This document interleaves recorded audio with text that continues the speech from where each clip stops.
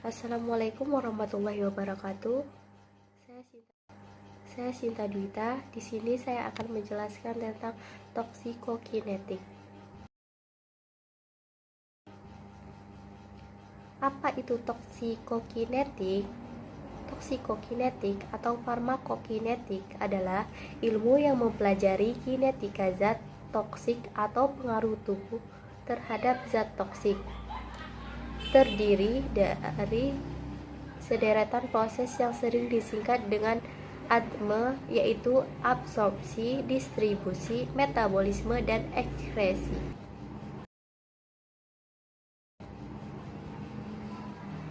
Absorpsi ditandai oleh masuknya xenobiotika atau tokson dari tempat kontak atau paparan menuju sirkulasi sistemik tubuh atau pembuluh limfe.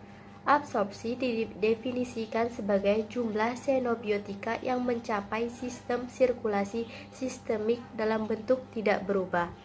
Takson dapat terabsorpsi umumnya apabila berada dalam bentuk terlarut atau terdispersi molekuler.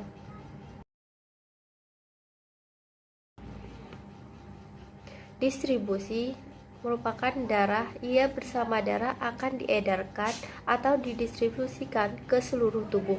Dari sistem sirkulasi sistemik, ia akan terdistribusi lebih jauh melewati membran sel menuju sistem organ atau ke jaringan-jaringan tubuh. Distribusi suatu xenobiotika di dalam tubuh dapat pandang sebagai suatu proses transport reversible suatu xenobiotika dari suatu lokasi ke tempat lain di dalam tubuh. Metabolisme pada umumnya berlangsung di hati dan sebagian kecil di organ-organ lain seperti ginjal, paru-paru, saluran pencernaan, kelenjar susu, otot, kulit, atau di darah. Xenobiotika yang masuk ke dalam tubuh akan diperlakukan oleh suatu sistem enzim tubuh, sehingga senyawa tersebut akan mengalami perubahan struktur kimia dan pada akhirnya dapat diekskresi dari dalam tubuh. Ekskresi setelah diabsorpsi dan didistribusi di dalam tubuh, xenobiotika atau tokson dapat dikeluarkan dengan cepat atau perlahan. Xenobiotika dikeluarkan baik dalam bentuk asalnya maupun sebagai metabolitnya. Jalur ekskresi utama adalah melalui ginjal bersama urin. Faktor-faktor yang mempengaruhi toksikokinetik yaitu keadaan fungsi organ pada ekskresi dan detoksifikasi. Kedua, eksposisi sebelumnya. 3, perbedaan pada predisposisi genetik. Kemudian pelaksanaan uji eksposisi secara berkala. Berikut ini adalah judul jurnal yang akan saya review, yaitu efek paparan kronik timbal PB atau peroral pada struktur histopatologi lambung tikus putih. Tujuan penelitian ini menganalisis pengaruh toksikan PB pada struktur histopatologi lambung tikus putih jantan galur Wistar yang dipapar PB per oral. Sampel yang digunakan 10 ekor tikus jantan dibagi menjadi 2 kelompok. Kelompok pertama sebagai kontrol dan kelompok kedua diberikan perlakuan PB asetat 175 mg atau tikus selama 60 hari. Pada hari ke-61 tikus dikorbankan, organ lambung diambil untuk selanjutnya dibuat preparat histopatologi. Perubahan histopatologi yang diamati berupa adanya sel abnormal. Data sel abnormal selanjutnya dianalisis menggunakan Parrot Sample T-Test. Diperoleh hasil nilai Sig 0,38 kurang dari 5%. Hal ini membuktikan bahwa rata-rata skor sel abnormal kelompok kontrol berbeda signifikan dengan rata-rata skor sel abnormal kelompok PB asetat.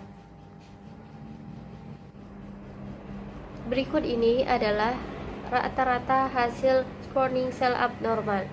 Setelah dilakukan penelitian tentang histopatologi lambung tikus putih yang dipapar PB per oral selama 60 hari, didapatkan hasil rata-rata kelompok kontrol lebih rendah dari rata-rata skor sel abnormal kelompok PB asetat.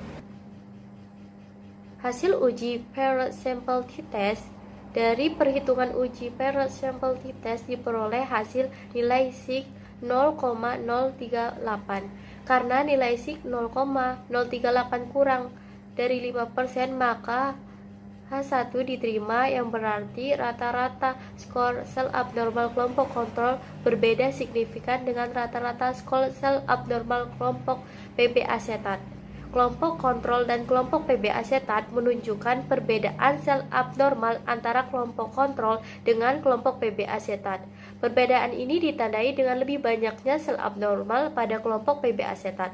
Sel abnormal yang teramati ditandai dengan warna sel yang berubah menjadi ungu. Hal ini disebabkan karena banyaknya neutrofil yang terinfiltrasi ke dalam sel-sel dinding lambung terwarnai dengan pewarna hematoksilin eosin.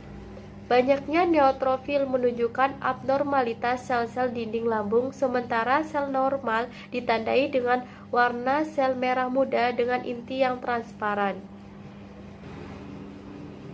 Kesimpulannya, berdasarkan penelitian ini dapat disimpulkan bahwa paparan kronik PB per oral menyebabkan perubahan pada struktur histopatologi lambung tikus putih. Karena paparan kronik PB per oral dapat menyebabkan perubahan pada struktur histopatologi lambung, diharapkan bisa menjadi peringatan dini tentang bahaya PB pada organ pencernaan.